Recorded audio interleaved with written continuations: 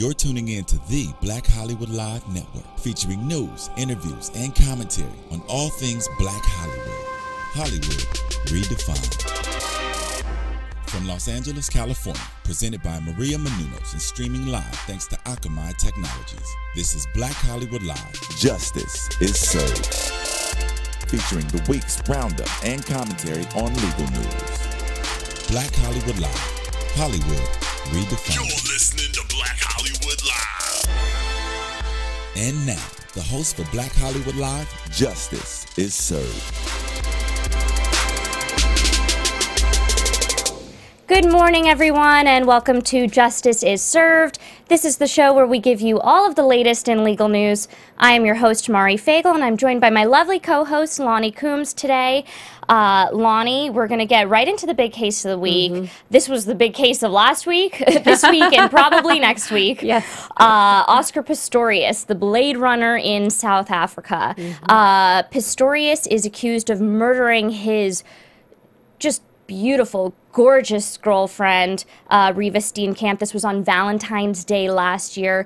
He is in trial right now for it. And even though it's so far away from America, I feel like people here have really been tuned in, watching the live video feed coverage of the case. Maybe not live due to the time difference, but watching, catching up on it. Yeah, they're catching up on it and watching all the video coverage they can. There've been a couple disputes about things that they won't show in the trial. Certain very graphic photos came out this week from the crime scene. Of course, Oscar Pistorius is accused of shooting his girlfriend while she was in the bathroom, locked in the bathroom.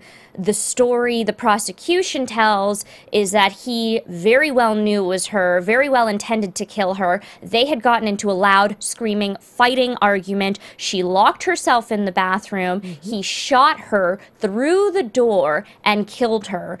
The defense is claiming that, you know, this is a very violent, there's a lot of violence in South Africa, violence that we may not be able to understand here in certain, at least not in all communities. And he claims that he thought it was an intruder. Right. That he thought she was sleeping in bed next to him. And he thought this intruder had gone into the bathroom. A little strange, but he thought the intruder had gone into the bathroom. He didn't check to see that she wasn't in the bed, and he shot through that door, and he did not know it was her. Right. So I want to ask you a couple questions. There have been some interesting testimony. I think the prosecution is doing a good job so far of putting on the strongest case they can. To me, some of the strongest witnesses were the first, and those were the neighbors who claim they could hear a woman's blood-curdling screams that night. And the reason in my mind why that stands out is because if they could hear a woman's screams, then he could hear a woman's screams. And if he could hear woman's screams, then he knows it was her. He knows it was an intruder. That means the two of them were fighting, having a screaming fight, and he very well knew it was her. So what did you think of starting off with those witnesses? Well, I think it was a great way to start out. It's sort of telling the narrative of the story as the prosecution sees it. Now, remember, Oscar says he never heard anything from Riva. When he got up, he woke up, he was bringing some fans in from the balcony when he heard this noise near the bathroom area. And he believed that Riva was still in bed. Now, the reason he was concerned about the bathroom area that night was because he knew there was a contractor there, had left a ladder standing outside the window. He hears the window open. He thinks somebody's coming in. He grabs his gun and runs immediately to the bathroom, yelling to Riva to call 911, and then starts shooting, never hearing anything from Riva. So that's the difference between what the ear witnesses heard and what Oscar says. That's not unusual, by the way, for Oscar to react this way. We know in the past that he has reacted when he thought there was an intruder in his home by pulling his gun and going after him. So the ear witnesses are interesting because two of them are married. They are about 2 football fields away from Oscar's home, and they talk about very dramatic, blood-curdling screams, and yet in their written statement, there's no emotion, there's no blood-curdling, there's no descriptors like this that now they both happen to have on the stand. But I don't care if they're blood-curdling, if they're dramatic, they're a woman screams, period. And that's Right. all I care about, because that means that he knew it was her. And that's exactly what the defense is going after. A very skilled cross-examiner, this defense attorney, and he's methodically going through each prosecution witness, essentially tearing them apart. You're seeing what the defense is going to be, and that is, this was Oscar screaming. That you don't know what Oscar sounds like when he has just realized he has killed his girlfriend. He is screaming. It sounds like a woman. And he was able to get a number of the witnesses to say they never heard what they thought was the woman versus the man at the same time. So it could have been the same person screaming throughout the whole thing. Now there's another witness who's an eye and ear witness. He is a neighbor who's much closer, who actually could view the home of Oscar Pistorius. And he actually came to the crime scene because he was a doctor. He went to render aid. And he says he hears both of the screams voices at the same time. So that's a bigger problem. He also comes to the scene. He sees Oscar there. He renders aid, and he realizes immediately that Reva's dead. Well, you mentioned something that I find interesting, that we already know that in the past he has behaved this way, that Oscar, we know that he had a gun by his bedside, and we've heard quite a lot of evidence of his past violent nature. In my mind. One of his ex-girlfriends testified, one of his friends testified, saying that, you know, one time a gun went off in a restaurant, that he shot a gun through the sunroof of a car. You know, his ex-girlfriend testified that he had cheated on her with Reva Steenkamp, and that's how they got together. Now, were you surprised? Obviously, this is a completely different legal system, but were you surprised by all of this evidence coming in? Because if this case were going on here, then so much of that evidence would not have been heard. In this case, it's a judge, but in America by a jury, because it's prejudicial in my mind. I mean, the people hearing it, the trier of fact hearing it, will think, okay, this person shot a gun in a restaurant, they shot a gun in a car, they've, you know, gotten in fights with ex-girlfriends in the past, they have a predisposition to act violently, to do something like this, and they make assumptions. Because this person acted this way in the past, they probably acted this way in the present case, and that's why here most of that evidence wouldn't have come in. So what do you think effect that is having on the trier of fact in this case? Well, I think it's interesting. It's essentially character evidence. Like you said, it's very carefully kept out of the jury trials here in America. But there, they have charged Oscar not only with the killing of Reva, but these 2 prior incidents are actually charged. So the prosecution has to put on evidence to prove those charges.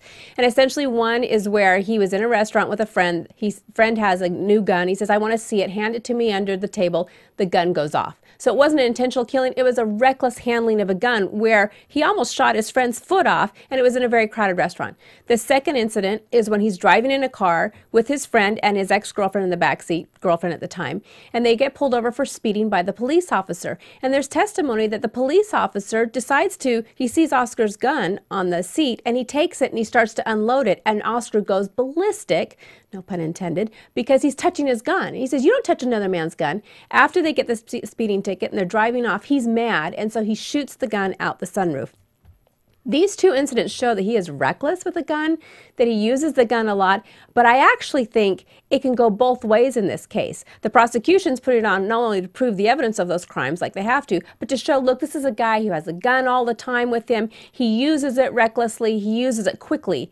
The defense can say, but that's why he did such a dangerous thing here. Thinking that it was an intruder, he just grabs the gun and shoots without making sure, where is my girlfriend at the time? It's another reckless, quick act that doesn't mean he intended or premeditated to kill Reva, but he was just defending himself, but did it in a very dangerous, reckless way. And there has been some interesting video coming out of this trial of Oscar himself he vomited one day. Twice, 2 days, or he actually. vomited twice. He's vomited twice when, you know, seeing photos and hearing about the fatal injuries to Riva. He's cried in court. He's had his head, you know, buried in his hands. Yes. What effect do you think that will have on, and this is a judge, not a jury, because I was thinking to myself, so if this was, you know, 12 jurors and they kind of saw this guy vomiting, so ill, wailing, crying, some people may be swayed by that. Absolutely. I don't think a judge will. No, and this is a very experienced judge. She's been on the bench for a number of years. A jury, you never know how they might take it either. Some might say, oh my goodness, I feel so sorry for them. Others might think he's trying to manipulate us, which a lot of people think when they look at him. He has essentially gotten very emotional anytime a picture of Riva comes up. And the first time, it was when they were going through the autopsy, and he was essentially retching the entire day. And the judge said, look, I'm concerned about your client. Can you, you know, take care of him? And his attorney said, it's not going to get any better. Let's just go on with it. This is the way he's going to be. And sure enough, he sat there the whole time with a bucket in front of him and a towel over him and retched the entire testimony. And then the second time was just recently when another photograph accidentally went up, and it was a picture of Riva after she was dead, her face. And just from that one quick trigger, once again, he vomited. So he's very emotional anytime it comes to anything about Riva. But the judge is smart enough to say, look, okay, so either he has a queasy stomach or he feels very horrible about what happened to Riva, but that doesn't tell us, was it an intruder, or had he did this horrible thing and he feels horrible about causing what happened to her. Yeah, because in my mind, okay, he probably is very upset. He did kill his girlfriend, right. But the vomiting and the crying doesn't mean he didn't intend to kill her that night, or in the heat of passion, something triggered in that fight that they were having and he decided to kill her. Right.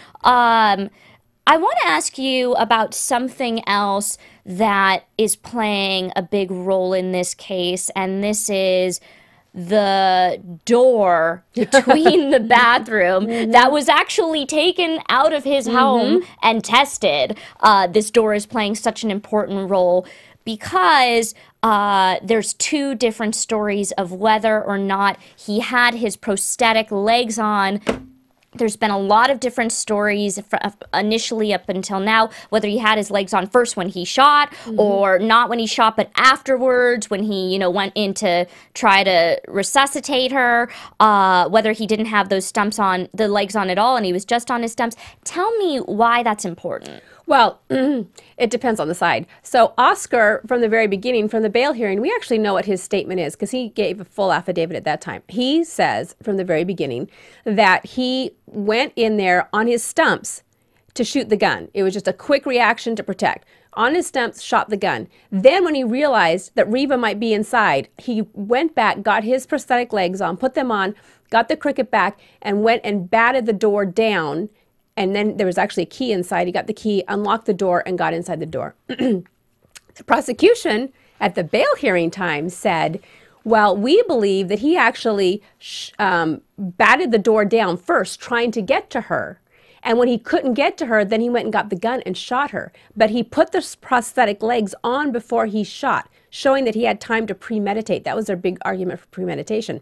Now, during the trial, the prosecution puts their own expert on who says, I actually believe it was totally different. I believe that he shot first and then batted the door down, and the whole time he had just the stumps, no prosthetic legs. So it's very different from what the prosecution actually laid out as their theory, and that's kind of not so good for the prosecution that it's changing like that. Not so good for the prosecution that it's changing, but also not so good for them in the fact that if he was on his stumps, that kind of leads to the theory that this was kind of happened at a moment's notice and he was sleeping and got up, was on his stumps. Because if they really were in this fight for a long time or something, you would think that his prosthetic legs would have been on, or he would have put them on. But or he might not have ever taken them off. Maybe they never went to bed if they were fighting all night. Maybe they came home and he still had them on and they were fighting. So the fact that he was on his stumps kind of, in my mind, really does help him. Yeah, I think so too. And it's interesting because when you actually watched the forensic expert testify about, stumps on, stumps off, and you saw the actual door, and he had the bat, and he was showing where the marks were, and he was hitting the door. you could see that actually, I don't know that an expert can say for sure whether he had his prosthetic legs on or his stumps anyways. Where the marks were in the door for the bats, it's kind of in the middle where you could be standing or on your stumps. But the gunshots are clearly on the lower half of the door, leading you to believe he was more likely much lower when he was shooting the gun. Yeah, so we'll see how all of this evidence does play out. I want to give our viewers and listeners a chance to tweet us while we do our next segment of On the Docket, because for Tipping the Scales, our question of the week is going to be whether you think that Oscar Pistorius will be found guilty or not. So please give us your opinions, let us know, and we'll be sharing that at the end of the show. Great. Now, on to the docket.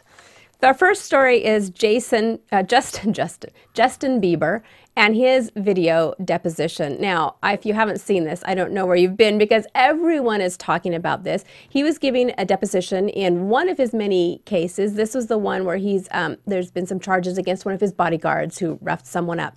And it was a 4.5-hour deposition. Somehow, 6 minutes of this deposition actually leaked to TMZ. So we're all able to see this bratty disposition of Justin, who essentially is treating this like, you know, he doesn't need to be there. What's he doing? He's talking to everyone like they're just peons. You know, there's a couple of different situations that he's asked, did you ever try to discipline your security guard? And he turns to the attorney and says, what, is he my son? And he laughs and smirks. And then he asks a question, and Justin says, I don't know, Katie Couric, you tell me. At one point, he pretends to go to sleep there, and at one point, he says, I don't have to listen to anything you say. Now, remember, these are attorneys. There's a court reporter. At one point, the court reporter says, I'm sorry, you're going to have to speak up. I can't hear you very well. And he actually cusses out the poor court reporter, saying it should be very clear whether I'm saying yes or no. And at one point, the attorney then goes into asking him about Selena Gomez and Usher. And when he gets into Selena Gomez, Justin just literally goes into a whole change of personality, gets very angry, starts wagging his finger at the attorney and saying, don't you ever ask me about it. Don't ever ask me about her. And then when the attorney tries to ask about Usher and saying, don't you think he was instrumental in your career? Justin thinks about it and says, well, you know, I was on YouTube, and I think he meant to say instrumental in my career, but he said, I think I was detrimental to my career, which his attorney, of course, clarifies for everyone. So how do you think this is going to affect him? Do you think this is in any way appropriate? His attorney actually supports what he's doing, stops the deposition every once in a while when Justin gets upset, and has come out later and said this was totally unfair, it was a setup, it was leaked to TMZ, this was done to hurt Justin, and those areas of questioning with Selena and Usher were totally inappropriate. Well, hopefully Phil, our producer, can get them to play the tape for us, because it really is... It's very funny in my mind. I mean, you were talking about, look, he's just sleeping. He just doesn't give an F. No. Okay? No. And I don't think it'll affect him very much, because this is his exact persona that it's been for the last 2 years. I mean, I was talking to some friends about this deposition and the videos that came out, and they said he has gotten the douchebaggery award of the year. And it's only March, guys, and I don't think that's going to change. Yeah. We are literally talking about this kid every single week. Mm-hmm. You know, I think that he shows a lack of respect for people and for older people and for authority. And that makes sense, because in his world, he has all of these enablers who are around him, who just feed into his every whim and fancy, and he is at the top. So the second he has to do something that he doesn't want to do, he's going to act like this. He's a complete brat. What was interesting to me is it was kind of a broad line of questioning for a more limited case about, you know, whether his bodyguard went after a photographer.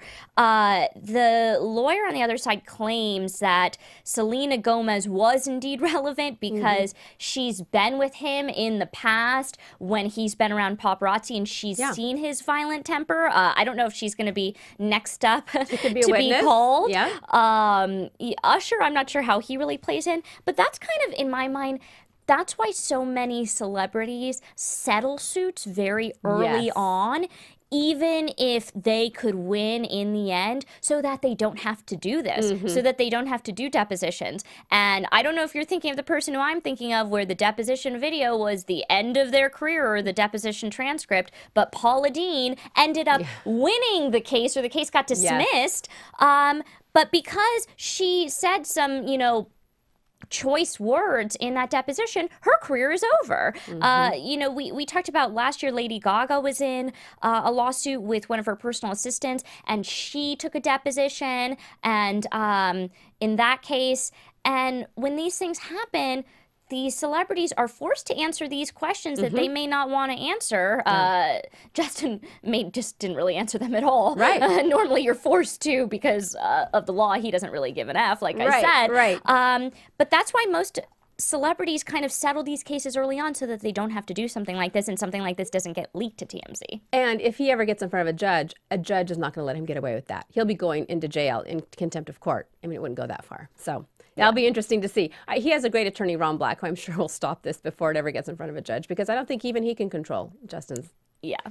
All right, next story. Roseanne Barr is being sued, this time by George Zimmerman's parents. Now, back at the time during the trial, George Zimmerman was obviously a target for many people. One of the people were Roseanne Barr. She was very upset about the case. And at one point, she decided to go to Twitter and tweet out his address, essentially telling people, that this is a horrible person. And according to the lawsuit brought by the parents, they said it was an open and obvious call for vigilante justice and was intended to cause a lynch mob to descend. Now, the problem was the address that she tweeted was actually George's parents' home. George had not lived there for 6 years. And so the parents are saying, look, we had all of these, horrible things. We had to move out immediately that night. We suffered all these damages, emotional pain and suffering, mental anguish, loss of capacity for enjoyment of life. They had to incur all these expenses to go essentially into hiding for all of these years. And they're going to blame it all on Roseanne Barr. And there's actually a precedent because Spike Lee did something similar during this trial. He also tweeted out he thought Zimmerman's address, but it was actually the wrong address there. And he settled a claim by the couple whose address he actually tweeted for $10,000. Zimmerman's parents are asking for $15,000 plus a lot more because of all of their emotional distress, etc. Now, the interesting thing is, since this lawsuit, there's a reporter who came out and said, well, actually, that's interesting because the week before Roseanne Barr actually made this tweet of the address, I talked to the parents and they told me they had already moved out at that point because of all the harassment, because obviously people had already started coming around the home, the reporters and the media, and they had already gone undercover and done all the things that they now blamed on Roseanne Barr's tweet. So, do they have a case? I don't follow Roseanne Barr on Twitter. I don't know if you do. I don't know how popular of a Twitter following she does have, or how many people actually listen to her when she does tweet out those things. So I don't doubt that there was a frenzy surrounding their home and that they had to move out. But I do doubt whether Roseanne Barr's tweet is responsible for that. I think it's just the fact that people in the community obviously know where they live and who they are. And this was a case that fascinated the nation, tweets or no tweets. So I don't know if she's really responsible for it. But it is fascinating to me that this is really the case that keeps going and going. I mean, it was a terribly sad tragedy. The trial is over, and yet I keep hearing George Zimmerman's name in some capacity every single week. He's signing autographs at a gun show. He, is divorcing his wife. He's in a fight with his girlfriend. His parents are suing. Spike Lee's getting sued. I mean, this is the case that keeps going and going, and it just, every time I hear about George Zimmerman, I feel like it takes away from the true tragedy of what happened to Trayvon Martin. I mean, the celebrity boxing match between George Zimmerman and DMX that was going to happen. And it's sad to me that it's kind of turned into the circus that it has. Yeah, and it seems like everything that Zimmerman continues to do is so disrespectful to the family, to the whole process. Another interesting little twist on this that viewers might be interested in is part of the complaint also alleges that Barr violated the Twitter terms that I guess we all agree to. I didn't realize this. When we go on Twitter, Twitter's policy states that users may not publish or post people's private and confidential information, including street addresses. So right there might be an issue. And for all of us who use Twitter, we'd Be careful about that. I didn't realize that was in there. Okay, Whitney Houston. Here's another, as you say, another case that continues to keep coming up.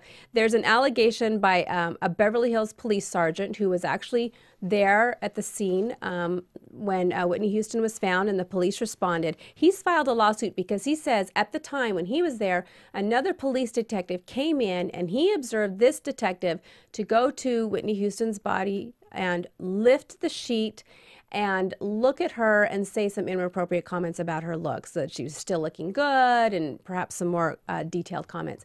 He reported those comments to his superiors, and he says because he reported that, he ended up getting retaliated against. He was taken off the SWAT team, from the K-9 unit. He didn't get any promotions, and so he's now suing because he's saying he's being retaliated for reporting what really happened here.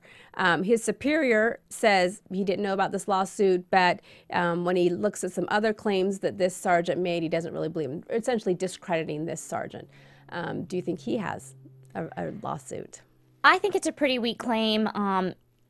It may be true, but I have a feeling that the police department will be able to point to other reasons why this officer didn't get a promotion. Yeah. So, you know, the fact that he reported these comments about Whitney Houston, was that really the reason he got kicked off some squads? Really the reason he didn't get promoted? But again, it's kind of sad that it's like, let her rest in peace. Why, you know, 2 years later, are we still talking about Whitney Houston's tragic death? Right, right.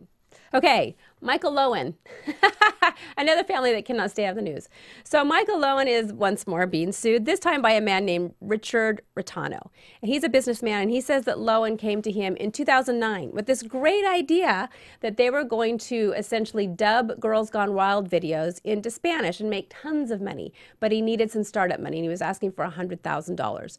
And Richard Rattano thought it was a great idea, but he said, I'll give you $25,000. And now he's suing, saying that it was a total scam. There were no videos ever produced. And he says that Lowen had told him that he had the rights from Joe Francis, but he doesn't believe he ever did have the rights. And so he just essentially was taking his money. So he's suing for $25,000 with back interest plus another $1 million to teach Michael Lowen a lesson. Do you think that there's anything to this lawsuit?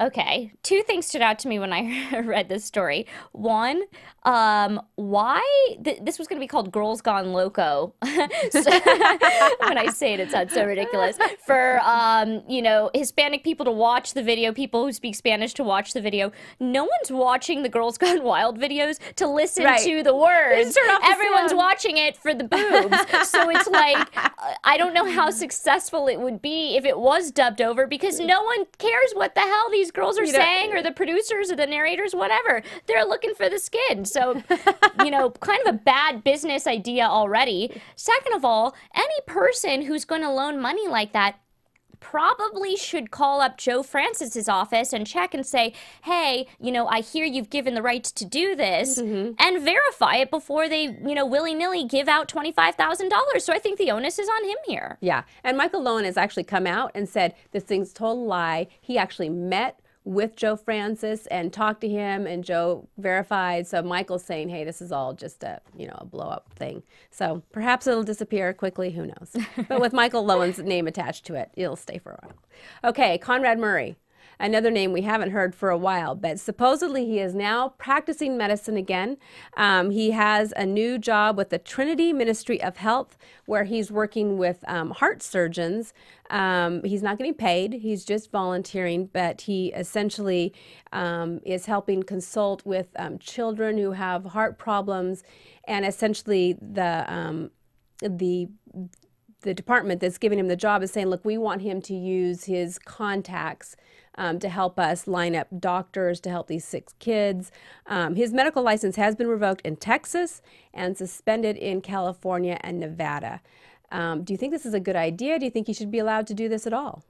Well, he's doing it on a volunteer basis in Trinidad, where they're trying to get U.S. contacts. I'm sure he does have U.S. contacts. Yeah. He was a well-known doctor, or, you know, in the States before this happened. And so, you know, what he did to Michael Jackson was terrible. The fact that he's volunteering his time and efforts to do this back in his home country, I don't think I have a problem with that. I'm more curious as to whether his license to practice medicine will be renewed in any of these states. I don't think it will be in California.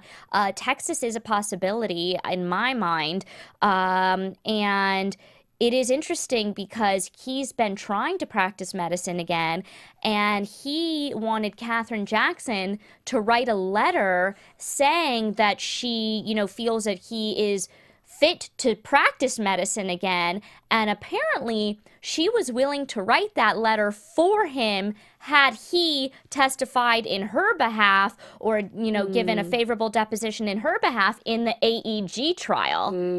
He backed out of his end, so she is backed out of her end. So it is interesting to me whether he will be allowed to practice medicine in the U.S. again. So we'll just have to wait and see, and we'll keep everyone posted, obviously. Yeah, well, and I was always surprised during the trial when you actually looked at, there were a lot of people who came forward and said he was an amazing doctor. He saved my life. He saved my family member's life. This whole other life he had before he got connected with Michael Jackson. Apparently, he was a wonderful doctor prior to that. So at least a lot of people believe that. Yeah, I mean, they had people in his trial, several patients testify that he saved their lives, that he was a wonderful doctor.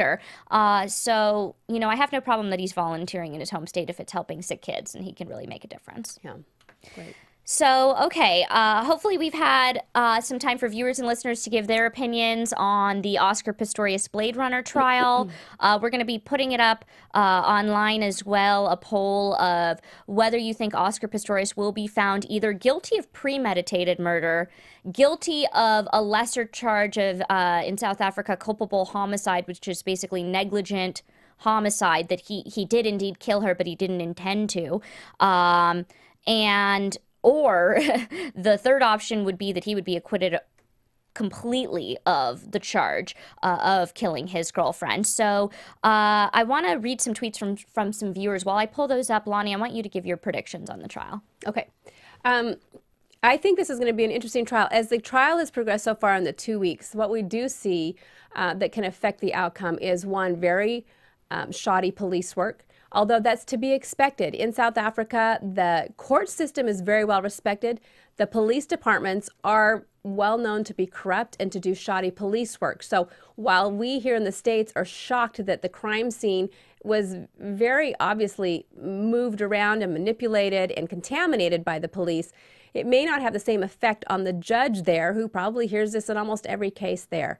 I do think that there is some legitimacy to Oscar's defense there, because in South Africa, there are so many home burglaries. 70 people are killed every day, murdered. The house burglaries have gone up 70%. I mean, I'm sorry, it's 45 people murdered, 70% increase in the home burglaries. And it's very common for wealthy homes to be broken into by guns in a very violent way. And so a lot of people, even the middle class, have these private security guards, have surveillance, have guns in their home to protect their homes. And so that's a common response and a common fear. In fact, the police officers who responded to this crime scene said they were at another armed robbery call at another very wealthy home just prior to this. So there is some rational and logic to Oscar's defense. What I'm thinking may happen is, if there is a reasonable interpretation of the facts that is exactly what Oscar said, and he really hasn't changed his story from the very beginning, that fits all of the physical evidence, and then there is perhaps another interpretation that fits the prosecution. But in America, if there's two reasonable interpretations, you have to go in favor of the defense, and so it would be defense verdict. I think that there is obviously this compromise in the middle of not the acquittal, not the premeditation, but the culpable murder, where you say, well, obviously he intended to kill. I mean, he'll admit that, but he was mistaken. He thought it was an intruder, and that wasn't a reasonable response. Because if he thought that it was an intruder and the court finds it's a reasonable response to do what he did, that's the acquittal. But if he thought it was an intruder and it wasn't a reasonable response, and he should have done something else besides just shooting into the door willy-nilly without doing anything further, that's the culpable homicide. And that could be a very possible verdict. Yeah, so your final answer is a lesser charge, culpable homicide. Well, I completely agree with you on that. I just think the way the case is going so far, I don't think that obviously it's different standards, but in American lingo, that beyond a reasonable doubt you could prove that he knew it was Riva, that he intended to kill her. But I do think it was not reasonable for him to just shoot into a door. You know, the judge could find plausible his theory that, you know, this is an area where there's a lot of break-ins, that he could have believed it was an intruder, but not find reasonable the fact that he just shot through a door without checking to ensure it was an intruder. I want to read some tweets. Elaine Reagan says, I think he'll get manslaughter at the very least. She says he comes across as a narcissist, and I think he just snapped. Mandy McLaughlin says, I think Pistorius will be found guilty of premeditated murder. Joanne Miller says, I usually wait until the defense is over, but if I had to decide right now, I would say culpable homicide. So it's really interesting seeing kind of the split right here. Angela Human says guilty and a liar. Haley at Meadow02 says, factually, so far, I think he's innocent. So reading these tweets already, you know, people are really across the board on this one. And it sounds like an even split, too, which they say in South Africa, people are very invested in. It's about 50-50 there, too, whether they believe he's guilty or innocent. Yeah, so we'll be watching this. The trial's expected to last 3 weeks, so we'll be back next week. We'll probably be talking about this. We actually have some fascinating guests next week. We have the 2 professors who wrote a New York Times op-ed that we had discussed in weeks past in our show about whether rap lyrics should be used as evidence in trials, because that's kind of a phenomenon that's been going on here in the States. So we will be talking to them. Be sure to tune in, tweet us your opinions on this case, any of the other stories we discussed. My Twitter handle is @MariFagel. I'm at Lonnie Coombs. And thank you so much for joining us. I'm wearing my green for St. Patrick's Day, so everyone don't forget on Monday or you'll get pinched. Have a good weekend. From producers Maria Menounos, Dario Kristen, Tiana Hobson, Kevin Undergaro, and the entire BHL crew, we would like to thank you for supporting Black Hollywood Live, the first online broadcast network dedicated to African American entertainment. For questions and comments, contact us at info@blackhollywoodlive.com. Like us on Facebook, tweet us, or Instagram us at BHL Online. And I'm your BHL announcer, Scipio. Instagram me at Planet Scipio. Thank you for tuning in.